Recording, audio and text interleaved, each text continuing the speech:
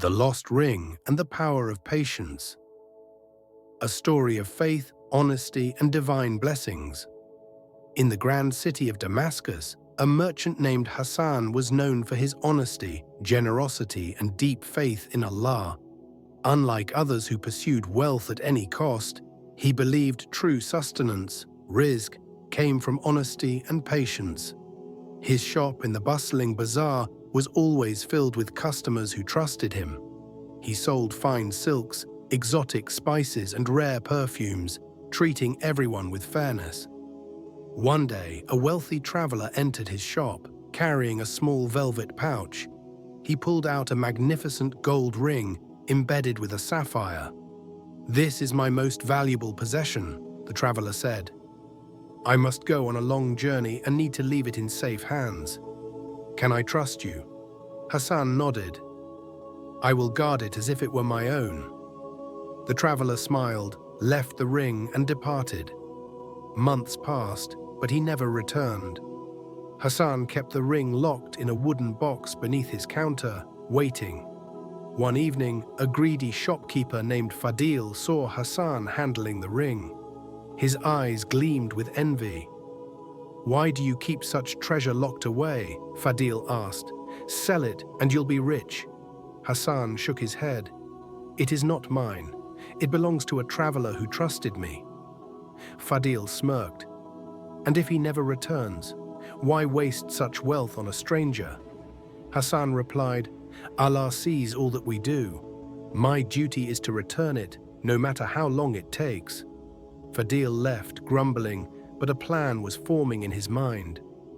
The next morning, Hassan discovered his wooden box missing. His heart pounded. He searched frantically, but the ring was gone. Fadil, watching from across the street, smirked. He had stolen it and planned to sell it in another town. That evening, Hassan went to the mosque and prayed, "Ya Allah, I was entrusted with something valuable, and I have lost it. You know I am innocent. Please help me." Despite his distress, he refused to accuse anyone without proof, placing his trust in Allah's plan. A week later, while walking near the city gates, Hassan saw a poor beggar, weak and covered in dust. Feeling pity, he rushed forward, helped him sit, and gave him food. "Brother, eat. You look exhausted." The beggar's eyes filled with tears. "May Allah bless you. People ignore me because I am poor, but you have shown kindness." Hassan smiled. "What brought you to Damascus?" The beggar hesitated, then whispered, "I was a jeweler in another town. I once made a gold ring with a sapphire, but a thief stole it before I could deliver it to its owner." Hassan's eyes widened. "A gold ring with a sapphire?" The beggar nodded. "Yes, it was meant for a wealthy traveler, but I never found it." Now Hassan realized the ring had been stolen twice, once from this man and again from him. That night, Hassan made dua. "Ya Allah, if I am meant to find the ring, guide me to the truth." The next morning, news spread. Fadil had been caught trying to sell a stolen ring. A merchant recognized it and reported him.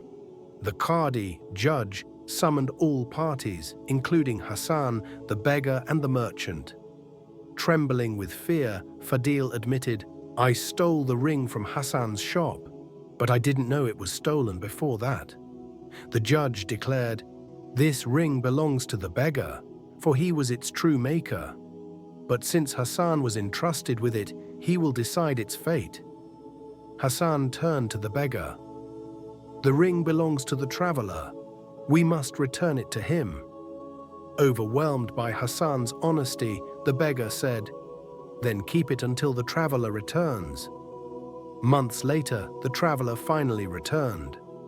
When Hassan handed him the ring, the man's face lit up with joy.